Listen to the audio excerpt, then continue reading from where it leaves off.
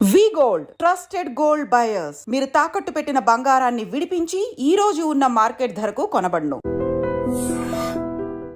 నమస్తే, welcome to I dream inside politics with కవిత.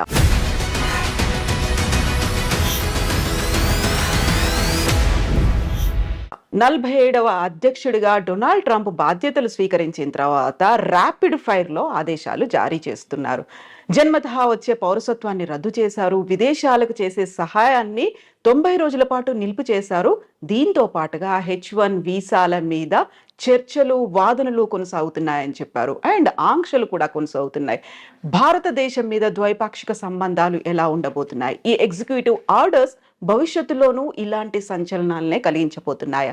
మనతో పాటుగా ఉన్నారు డాక్టర్ జయప్రకాష్ నారాయణ గారు. సార్ నమస్తే. నమస్తే కవిత. సార్, గతంలో మనం మాట్లాడుకున్నాం డొనాల్డ్ ట్రంప్ అధ్యక్షుడిగా రాబోతున్నాడు అని. వచ్చేసారు, రాగానే ర్యాపిడ్ ఫైర్ లో ఆదేశాలు అనేవి, ఈ ఎగ్జిక్యూటివ్ ఆర్డర్స్ అనేవి అసలు పెద్దన్నగా మనం భావిస్తుంటాము అమెరికాని. ఎలా అనిపిస్తున్నాయి సార్ విదేశాల మీద? మనం రెండు విషయాలు ట్రంప్ను గురించి గట్టిగా ఆలోచించాలి. ఒకటి, గత 2-3 రోజులుగా ఆయన పని చూస్తున్నట్టయితే చెప్పిన మాట చాలా మేరకు చేస్తాడు. ఎందుకంటే ఇంకోసారి మళ్ళీ అవకాశం లేదు ఆయనకి. వృద్ధాప్యంలో ఉన్నాడు. తన బ్రాండ్, తన మార్క్ ఉండాలని చెప్పని ఏం చేయబోతున్నాడో ముందే చెప్పాడు. ఎన్నికల్లో ఆయన ఏమీ రహస్యం లేదు, మంచిగానే చెడుగానే. ఉదాహరణకి క్యాపిటల్ మీద, అమెరికన్ పార్లమెంట్ మీద దాడి చేసిన వాళ్ళు నిజంగా దేశద్రోహం కొడుకున్నట్లక హింసకు పాల్పడ్డారు, కొంతమంది మరణాల కాలకులైనారు. వాళ్ళందరినీ క్షమాపక్ష ప్రసాదిస్తున్నాడు, ఇచ్చాడు. మంచిగానే చెడుగానే ఆయన చెప్పింది సీరియస్గా తీసుకుంటున్నాడు, స్ట్రాంగ్గా చెప్తాడు కూడా. రెండోది, ఇనాగరల్ స్పీచ్లో ఆయన ఒక మనిషిని ఉదహరించాడు. ఆయన విలియం మెకిన్లీ అని, అమెరికా రాష్ట్రపతిగా 1897 నుంచి 2001 దాకా ఉన్నాడు ఆయన. 2001లో సెప్టెంబర్లో ఆయన చంపేశారు. ఈ హత్యకు గురైన రాష్ట్రపతుల్లో ఆయన ఒకడు. ఆయన తర్వాత థియోడోర్ రూజ్వెల్ట్ వచ్చాడు. మెకిన్లీ ఆయన్ని ప్రస్తావించాడు. మెకిన్లీ రెండుకి ప్రధానంగా పేరున్నవాడు. ఒకటి, టారిఫ్లు, ఇతర దేశాల నుంచి దిగుమతుల్ని తగ్గించడం, దాని మీద ఈ టారిఫ్లు పెట్టడం. రెండు, దేశ విస్తరణ కాంక్ష. అమెరికా చివరిసారిగా విస్తరణ చేసింది మెకిన్లీ సమయంలో.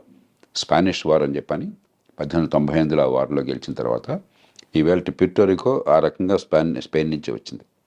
ఈవేళ క్యూబాని విడుదల చేశారు. అమెరికానే దానికి మోక్షం కలిగించి స్వతంత్ర దేశంగా చేసింది.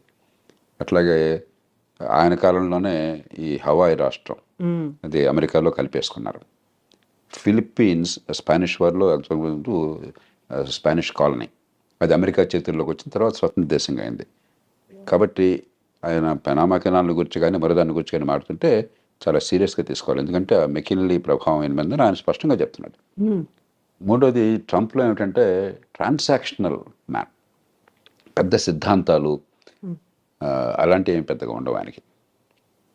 ఆ సందర్భాన్ని బట్టి ఏది లాభం అనుకుంటే తన దేశానికి, తాను నమ్మిన లక్ష్యాలకి, దానికి ఆయన సిద్ధం. అప్పటికప్పుడు నిర్ణయాలు, డీల్ మేకింగ్. ఆయన ఇప్పుడు కూడా గర్వంగా చెప్తుంటాడు, నేను డీల్స్ బాగా చేస్తాను, ఒప్పందం చేసుకుంటాను, వాడికి కావాల్సింది ఇస్తాను, నాకు కావాల్సింది తీసుకుంటానని చెప్పని. కాబట్టి ఉడుపుగా ఆయనతో ఫైట్ చేయాలి. అంతే తప్ప సిద్ధాంతం ప్రకారం ట్రంప్తో ఫైట్ చేస్తే సిద్ధాంతం ఆయనకు లేనప్పుడు ఉపయోగం లేదు.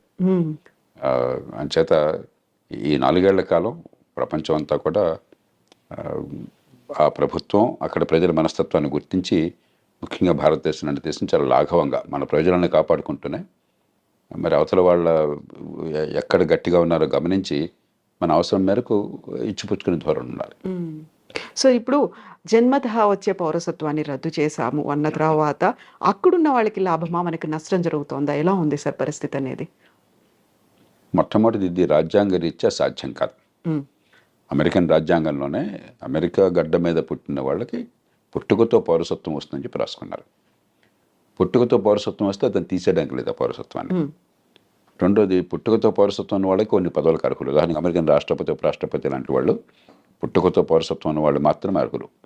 మిగతా పౌరులు, ఇతర దేశాల నుంచి పోయిన వాళ్ళు పౌరులుగా ఉంటే అర్హులు కాదు, అలా పెట్టుకున్నారు వాళ్ళు. కాబట్టి అది సాధ్యం కాదు. కానీ ఆయన ఎందుకు చేశాడంటే ఆయన 2 కారణాలుగా, ఒక బలమైన సంకేతాన్ని ఇవ్వాలి, అక్రమ వలసదారులకి వ్యతిరేకము, నేను ఇంకా క్షమించను అని చెప్పడానికి. రెండోది, ఇది ఖచ్చితంగా సుప్రీంకోర్టు దాకా పోతుంది. అమెరికాలో తుమ్మిన దగ్గర సుప్రీంకోర్టు దాకా వెళుతుంది. ఎందుకంటే అది లిటిగేటియస్ సొసైటీ. ప్రతిదానికి ఒక కోర్టుల వివాదాలు, దావాలు, ఆ దేశ సంప్రదాయంలో భాగం అది, ఆ దేశం జన్యువుల్లో భాగం అది. సుప్రీంకోర్టుకి వెళుతుంది. 199 సక్రమంగా ఆ దేశంలోకి చట్టబద్ధంగా ప్రవేశించిన వాళ్ళు సంతానం కనుక అయినట్టయితే దాని పౌరసత్వాన్ని సుప్రీంకోర్టు కాదనలేదు. కానీ అక్రమంగా ప్రవేశించిన వాళ్ళైతే అన్డాక్యుమెంటెడ్ ఇమిగ్రెంట్స్ అంటాం, వాళ్ళకి వాళ్ళ పిల్లలకి పుట్టుకతో పౌరసత్వం ఇవ్వవద్దన్న విషయంలో బహుశా సుప్రీంకోర్టు మరి ఇంకొక స్టాండ్ తీసుకోవచ్చు. కాబట్టి భారతీయ సంతతి వాళ్ళకి నేను అనుకోవటం, మన వాళ్ళు 195 భారతదేశం నుంచి వెళ్ళిన వాళ్ళు అమెరికాకి నైపుణ్యము విద్య ఉన్నవాళ్ళు, డాక్యుమెంటెడ్ ఇమిగ్రెంట్స్ అంటే ఈ వీసాలు వగేరా పొంది చట్టబద్ధంగా వెళ్ళిన వాళ్ళు. కాబట్టి వాళ్ళకి ఇబ్బంది ఉండకపోవచ్చు. కానీ అన్డాక్యుమెంటెడ్ ఇమిగ్రెంట్స్ పిల్లలకు మాత్రం ఆ పౌరసత్వం ఉంటుందా లేదని సుప్రీంకోర్టు చేతిలో ఆధారపడి ఉంటుంది. ఇక రాజ్యాంగాన్ని మార్చడం అమెరికాలో దాదాపు అసాధ్యం.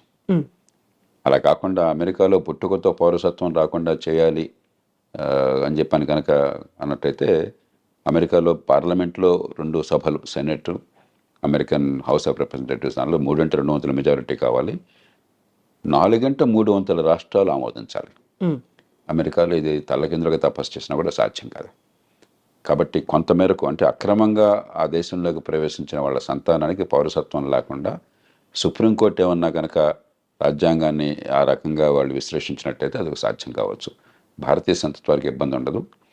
కానీ భారతీయులు ఖచ్చితంగా అక్రమంగా చొరబడేవాడు కొంతమంది ప్రయత్నం చేస్తున్నారు. అదివరకు నాకు తెలియదు. ఈ మధ్య కొన్ని అంకెలు చెప్తున్నారు, 7.5 లక్షల మంది దాకా ఉన్నారని. అది దాన్ని మనం ప్రోత్సహించకూడదు. అలాంటి వాళ్ళకి ఇబ్బంది కలిగితే దానికి మనం బాధ కూడా పడకూడదు. ఎందుకంటే మన దేశ బ్రాండ్ పోతుంది. ఇక్కడ చదువుకున్న వాళ్ళు, నైపుణ్యం ఉన్నవాళ్ళు పద్ధతి ప్రకారం వస్తున్నారు, ఆ దేశానికి మంచి చేస్తున్నారని చెప్పిన భావం ఒక బ్రాండ్ ఉన్నది. అలా కాకుండా మనం కూడా ఇతర దేశాలలాగా అక్రమంగా చొరబడుతున్నారు, దక్షిణంలో సరిహద్దు నుంచో లేకపోతే కెనడా నుంచో ఇల్లీగల్గా వెళుతున్నారు, ఇక్కడ సరిపడిపోతున్నారని చెప్పిన భావం ఉంటే మన దేశానికి నష్టం, కొంతమందికి లాభం కలగచ్చు. కాబట్టి దానికి మనం చింతించాల్సిన అవసరం లేదు. వాళ్ళ పట్ల కఠినంగా వ్యవహరించినట్టయితే అమెరికాలో దానికి మనం చింతించాల్సిన అవసరం లేదు. ఇప్పుడు కెనడా, మెక్సికో మీద దిగుమతి సుంకాలు విపరీతంగా పెంచారు. ఆల్మోస్ట్ 25% ఉన్నాయి అనుకున్నప్పుడే విదేశాలతో సత్సంబంధాలు ఎలా ఉంటాయి, ద్వైపాక్షిక ఒప్పందాలు ఎలా ఉంటాయి అనేది కూడా కీలకంగా అయింది కదా సార్. ఆయన తీరు ఏమిటంటే, ఎక్కడైనా బావగానే వంగతోట దగ్గర బావ కాదు. కాబట్టి నువ్వు కెనడానా, మెక్సికోనా, యూరప్పా, ఇండియానా నాకు అనవసరం. నాకు లాభం ఏంటి, నా నుంచి నువ్వు పొందుతున్నావు, నాకు రావట్లేదు అనుకుంటే వెంటనే ఆయన ఎదురు తిరుగుతాడు. కెనడా, మెక్సికోలు తీసుకుంటే ఉదాహరణకి మంచి ఉద్దేశంతో అమెరికా ఏం చేస్తున్నారు, north American free trade agreement అని చెప్పని బిల్ క్లింటన్ కాలంలో నాఫ్తా అంటారు. దాంతో ఏమైందంటే కెనడా నుంచి కానీ మెక్సికో నుంచి కానీ దిగుమతులు అమెరికాకి, లేకపోతే అమెరికా నుంచి ఆ దేశాలకు ఎగుమతులు ఏమీ సుంకాలు లేకుండా, ఏ రకమైన అడ్డంకులు లేకుండా వచ్చే ఏర్పాటు జరిగింది. దాంతో ఏమైంది, అమెరికాలో కొంచెం ఖర్చు ఎక్కువ, తలసరి ఆదాయం ఎక్కువ కాబట్టి, లేబర్ కాస్ట్ చాలా ఎక్కువ కాబట్టి, ఆ కాస్ట్ ఆఫ్ ప్రొడక్షన్ తగ్గించడం కోసం అమెరికన్ వ్యాపారవేత్తలు చాలామంది కెనడాలో పెద్ద పెద్ద ఎత్తున పరిశ్రమలు పెట్టారు. ఉత్పత్తి కెనడాలో జరుగుతుంది, ఆ కార్లు కానీ మిగతావి కానీ అమెరికాకు వెంటనే, సరిహద్దే కదా, పక్క దేశమే కదా, అమెరికాకు వెంటనే వచ్చేస్తున్నాయి. అమెరికన్ వినియోగదారులకు లాభం జరుగుతుంది, కానీ అమెరికన్ ఉత్పత్తిదారులు నష్టపోతున్నారు. సమస్య వినియోగదారులకేమో చవకగా మంచి మన్నికల వస్తువులు కావాలి, ఉత్పత్తి చేసేవాడికి మనకు లేబర్ మార్కెట్లో ఉద్యోగాలు దొరకాలని చెప్పంటే మన దేశంలో ఉత్పత్తి జరగాలి. ఈ రెండింటికి మధ్య క్లాష్ ఉన్నది. ఇక్కడ ఏంటంటే ట్రంప్, ఆయన పార్టీ ఈ ఉత్పత్తిదారుల పక్షం వహించారు. మన దేశంలో మన వాళ్ళకి ఉద్యోగాలు రావాలి, వాళ్ళకేమిటి రావటం అని చెప్పన్నది. అలాగే అంతకంటే అమెరికాకి చాలా ఇబ్బంది కలిగించేది ఏంటంటే, చైనా వాళ్ళు అర్థం చేసుకున్నారు, మన మీద ఆంక్షలు పెడతారు ఉన్న కొద్దికిని. ఎందుకంటే అదివరకు జపాన్ చాలా అమెరికా భావించేవాడు రొనాల్డ్ రేగన్ కాలంలో. జపాన్ అన్ని ఎగుమతి చేస్తుంది, మనం పెద్దగా ఎగుమతి చేయలేకపోతున్నాం వాళ్ళకి, మన దేశం మొత్తం వాళ్ళ వశమైపోతుంది, మన డబ్బంతా వాళ్ళ చేతుల్లో చేరుతుందనే భావం బలంగా ఉండేది. ఇప్పుడు చైనా మీద అలాంటి భావం ఉన్నది. చైనాతో ట్రేడ్ సర్ప్లస్, చైనాకి $200-300 బిలియన్ ట్రేడ్ సర్ప్లస్ ఉంది అమెరికాతో. కాబట్టి డాలర్లన్నీ కొన్ని ట్రిలియన్ల డాలర్లు చైనాలో పోగొడుతున్నాయి. మరి మనం వదిలేస్తే పూర్వం జపాన్ వాళ్ళు అమెరికాలో పెద్ద కంపెనీలు కొన్నట్టుగా చైనా వాళ్ళు కూడా అమెరికా ఆర్థిక వ్యవస్థను సొంతం చేసుకుంటారు. కాబట్టి అది జరగకూడదు అని చెప్పని ఆంక్షలు పెడుతుంటే చైనా వాళ్ళు ఏం చేస్తున్నారు తెలివిగాను, మెక్సికోలో ఫ్యాక్టరీలు పెట్టారు. మెక్సికో సంతోషంగా ఆహ్వానిస్తుంది, ఏ దేశమైన విదేశీ పెట్టుబడులను ఆహ్వానిస్తుంది. మనం కూడా ఎవరైనా పెట్టుబడులు పెడతామంటే మనం సంతోషంగా రమ్మని చెప్పంటాం మన దేశంలోకి. కాబట్టి చైనా వస్తువులు చైనా నుంచి రాకుండా మెక్సికో నుంచి వస్తున్నాయి. ఈ 2 కారణాలుగా ఆయన గట్టిగా విరుచుకుపడుతున్నాడు. మూడో దానికి కోపం ఏమిటంటే, దానికి కొంత ఆధారాలు కూడా ఉన్నాయి. అమెరికా ఇవాళ ప్రపంచంలో మాదక ద్రవ్యాలు ఈ డ్రగ్స్కి ప్రపంచ క్యాపిటల్ అయిపోయింది. డిమాండ్ అక్కడ విపరీతంగా ఉన్నది. కొన్ని కోట్ల రూపాయలు ఖర్చు పెట్టడానికి సిద్ధంగా ఉన్నారు అక్కడ జనం కొనటం కోసం చెప్పని. మత్తుకి అలవాటు పడ్డ వాళ్ళు చాలామంది ఉన్నారు, బానిసలు అయిపోయినారు. అవన్నీ ఎక్కడి నుంచి వస్తున్నాయి? వాళ్ళకి సముద్రం నుంచి రావడం చాలా కష్టం, భూభాగం నుంచి, మెక్సికో నుంచి వస్తున్నాయి. ఎప్పుడైతే దీనిలో కొన్ని కోట్ల డాలర్ల లాభం ఉన్నదో కార్టెల్స్, బలమైన సంఘటిత నేరస్తులు, గతంలో మాఫియాలు అనేవాళ్ళం, ఈ మాఫియాలు డ్రగ్ కార్టెల్స్ అంటాం, వాళ్ళు వందల బిలియన్ల డాలర్ల డబ్బులు చేసుకుంటున్నారు. అంత డబ్బులు ఉన్నాయి కాబట్టి విపరీతమైనటువంటి హింస, నేరాలు, మామూలు నేరాలు కాదు, ఎదురొస్తే వాడిని సఫా చేయటమే, అంత దారుణంగా ఉన్నది.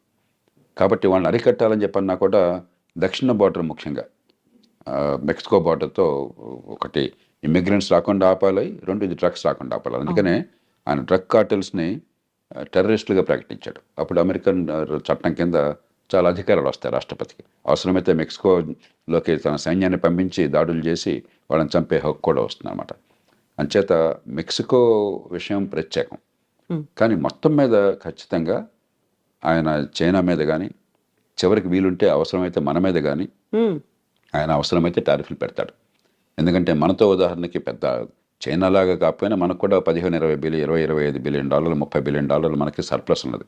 అమెరికా ఒక్కటే పెద్ద దేశం, భారతదేశం ట్రేడ్ సర్ప్లస్ ఉన్న దేశం అమెరికా ఒక్కటే పెద్ద దేశాల్లో, 35 బిలియన్ డాలర్లు. చైనాతో మనకి 90-100 బిలియన్ డాలర్ల లోటు ఉన్నది. అమెరికాతో 30-35 బిలియన్ డాలర్ల సర్ప్లస్ మిగులు ఉన్నది. ఆయనకి ఎక్కడ ఏ దేశానికి తన దేశంతో వాణిజ్యంలో మిగులున్నా సరే ఆయనకి వెంటనే అక్కసు, వాడు వస్తువులు మన దగ్గర అమ్ముకుంటున్నాడు, మనం అమ్మలేకపోతున్నాం అని చెప్పని. హ్యార్లీ డేవిడ్సన్ ఒక కంపెనీ ఉంది, ట్రంప్ 2-3 సార్లు దాని గురించి ప్రస్తావించాడు. ఈ మోటార్ సైకిల్ నడుపుతారు, అవి ఏమిటో నాకు తెలియదు కానీ కొంచెం ఈ కుర్రాళ్ళు కొందరు మోజుపడతారు, చాలా ఖరీదైనటువంటివి. మన వాళ్ళు ఖరీదైన వస్తువులు మన దేశంలో లగ్జరీ ట్యాక్స్ చాలా ఎక్కువ పెడతాం. ఆయన 2-3 సార్లు ప్రస్తావించాడు, ఇండియా టారిఫ్ కింగ్, చూడండి హార్లీ డేవిడ్సన్ మోటార్ సైకిల్ మీద టారిఫ్ పెట్టారని చెప్పని. అలాంటి విషయాల్లో మనం కొంచెం సౌమ్యంగా, పెద్ద నష్టమే లేదు, ఆయనకి ఏదైతే గట్టిగా బుర్రలో ఉందో దాన్ని తగ్గించేసుకోవాలి.